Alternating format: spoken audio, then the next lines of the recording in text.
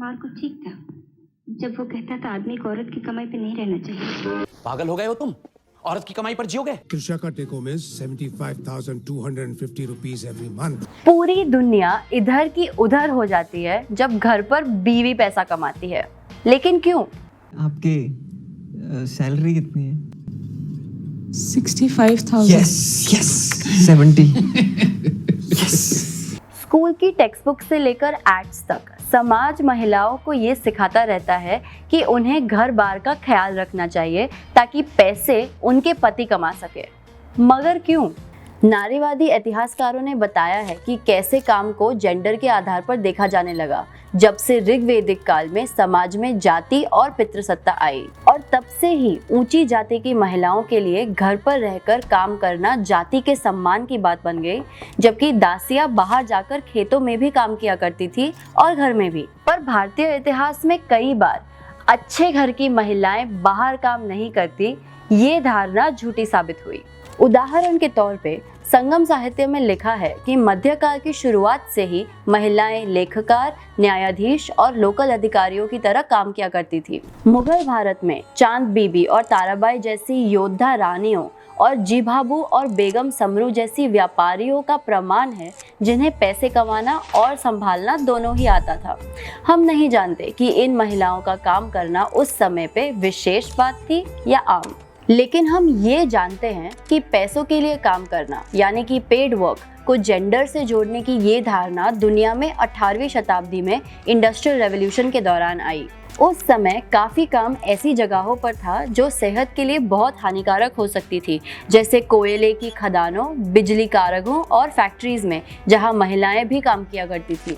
क्योंकि महिलाएं घर के लिए जिम्मेदार थीं, जब उन्होंने पैसों के लिए काम किया, न केवल उनके खुद के स्वास्थ्य को नुकसान पहुंचा, पर घर की भलाई पर भी उसका असर पड़ा। और इसलिए जिन घरों में महिलाओं को काम करने की ज़रूरत नहीं थी क्योंकि उनकी कमाई के बिना भी खर्चा निकल जाता था, उन घरों को ज़्यादा खुशहाल माना जाने लगा। और इसी के चलते पुरुष की कमाई परिवार की आमदनी का मुख्य या प्राइमरी साधन बन गई और महिलाओं की कमाई को दूसरे या सेकेंडरी स्तर पर कर दिया गया। वेस्टर्न देशों में 19वीं सदी के बीच से ये बदलने लगा।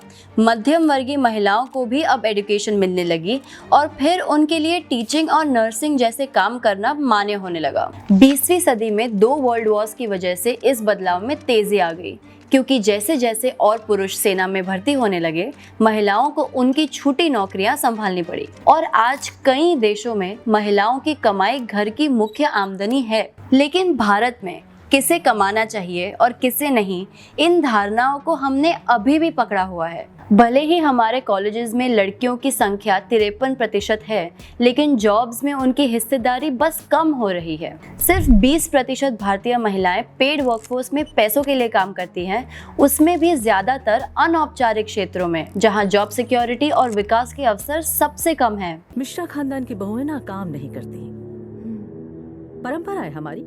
समाज क्या कहेगा? बहुओं के पैसे पे पल रहे हैं। क्योंकि महिलाओं का घर पर रहना परिवार के मान सम्मान या समृद्धि की बात बन जाती है, एक कमाऊ औरत जैसे कोई खतरा बन जाती है और इसका असर अलग अलग तरीकों से दिखता है। पति पत्नी के बीच टेंशन हो जाती है, महिलाओं को अपनी सफलता छुपानी पड़ती है और ज्यादा कमाने वाली लड़कियों के रिश्ते रिजेक्ट हो जाते हैं। अरे वो मिस्टर बत्रा के यहाँ सिर्फ 2,000 रुपए के लिए बात रह गई थी।